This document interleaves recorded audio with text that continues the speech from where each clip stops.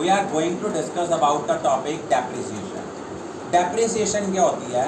Depreciation का मतलब है अगर हमारी किसी फिक्स्ड टेंजिबल एसेट की वैल्यू में जो डिक्लाइन आता है उसके लिए टर्म यूज करते हैं डेप्रिसिएशन।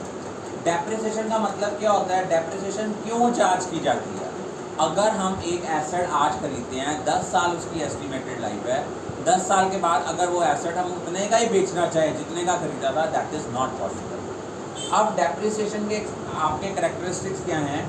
डेप्रिसिएशन का मतलब होता है जो फिक्स्ड टेंजिबल एसेट्स की वैल्यू में डिक्लाइन आया उसके लिए टर्म यूज़ करते हैं डेप्रिसिएशन। और ये एक ऐसा प्रोसेस है जिसमें हम एसेट की कॉस्ट को एलोकेट करते हैं during its estimated over it's estimated life.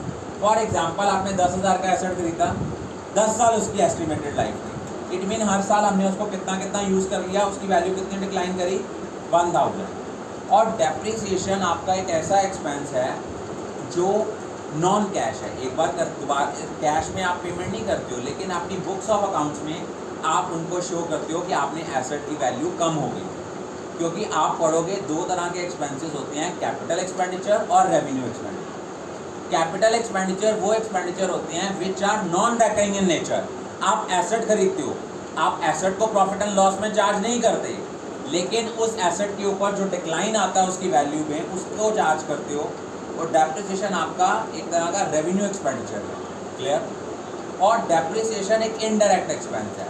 Direct expenses वो एक्सपेंसेस होते हैं जो डायरेक्टली कॉस्ट ऑफ प्रोडक्शन या आपकी परचेजेस के साथ रिलेटेड है। तो डेप्रिसिएशन जो होता है बेसिकली ये परचेजेस के साथ रिलेटेड नहीं है, ये इनडायरेक्टली कंट्रीब्यूट करता है टुवर्ड्स द प्रोडक्शन। कि आपने प्रोडक्ट बनाने के लिए मशीनरी यूज़ की, अब मान लो ये डस्टर बनाया, इस डस्टर को बनाने के लिए मशीन का यूज़ हुआ, लेकिन वो यूज़ कहीं नज़र आ रहा है? That is invisible.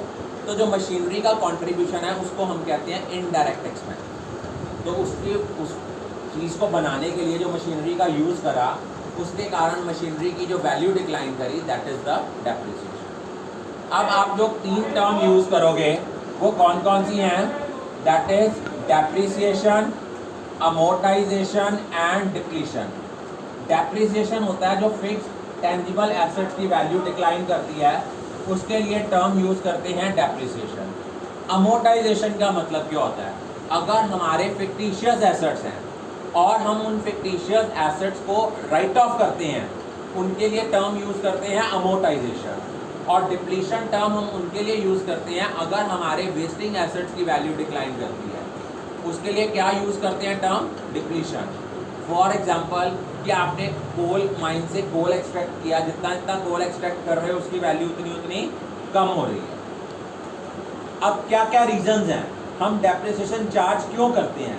तो डेप्रिसिएशन चार्ज करने के पीछे सिंपल बेटा रीज़न ये है कि अगर हम एक एसेट को यूज़ करते हैं और उसको यूज़ करने के उसके कारण उसकी वेयर एंड टियर, कुछ वो टूटेंगे, कुछ उसके पार्ट डिस्ट्रॉय होंगे, तो उनकी उसके कारण जो उसकी वैल्यू में कमी आती है उसको बोलते हैं depreciation. With the passage of time, मान लो आपने गाड़ी खरीदी, अभी आप गाड़ी शोरूम से निकाल के लाओ, दोबारा आप कहो मैंने शोरूम वाले को गाड़ी उतने की बेचनी है, कभी नहीं खरीदेगा, कोई भी नहीं खरीदेगा। कुछ ना कुछ उसकी वैल्यू को कम करेंगे ही करेंगे। ऑब्सोलिसेंस, आउटडेटेड, जैसे सपोज आपने मोबाइल खरीदा, आपने 4G वाला खरीदा नेटवर्क वाला, अब वो 5G नेटवर्क वाले आ गए हैं।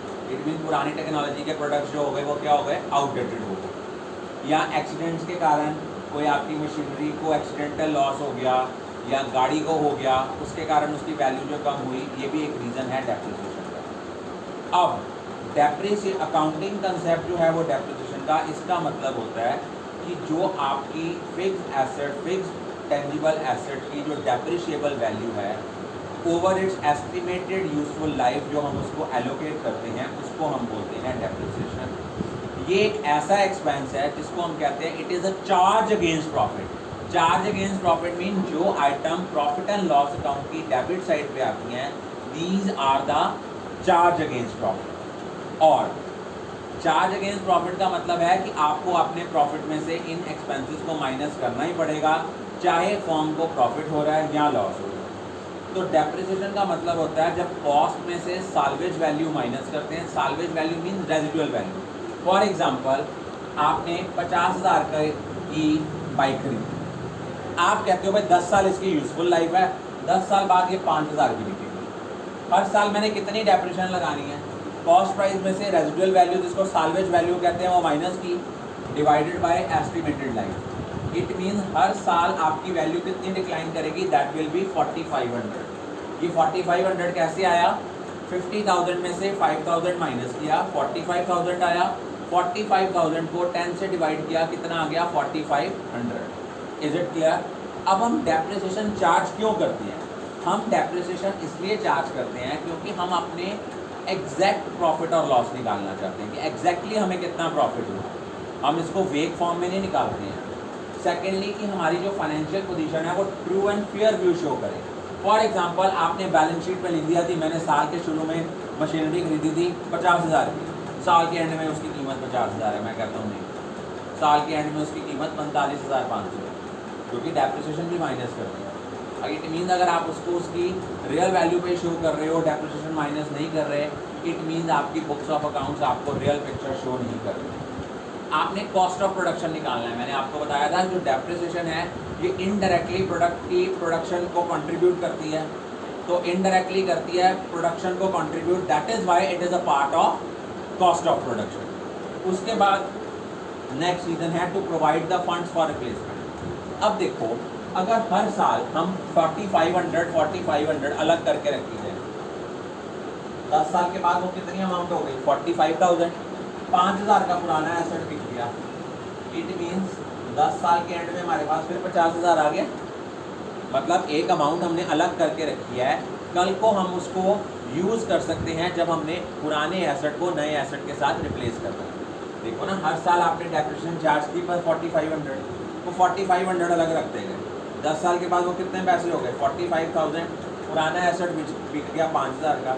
इट मीन टोटल आपके पास फिर 50,000 रुपये इकट्ठा हो गया। एकदम से सारे पैसे बिजनेस से नहीं निकालने पड़ेंगे to comply with the legal provision. तो डेप्रिसिएशन चार्ज करना that is mandatory as per the income tax act and companies act. Is it clear? अब कौन कौन से फैक्टर्स हैं जो डेप्रिसिएशन को इफेक्ट करते हैं, उसकी कॉस्ट क्या है, उसकी रियल जो है साल्वेज वैल्यू कितनी है, जितनी साल्वेज वैल्यू ज़्यादा होगी उतनी डेप्रिसिएशन कम होती जाएगी, उसकी एस्टिमेटेड लाइफ कितनी है, जितना ये डिनोमिनेटर ज़्यादा होगा आपकी डेप्रिसिएशन पीरियड क्या होगी कम होगी। लीगल प्रोविजन, अब गवर्नमेंट ने आपको लीगली बताया हुआ है किस एसेट के ऊपर कितने % डेप्रिसिएशन चार्ज करना है। बेसिकली हमारे सिलेबस में 2 मेथड हैं डेप्रिसिएशन चार्ज करने के, straight line method and return down value method. Thank you all.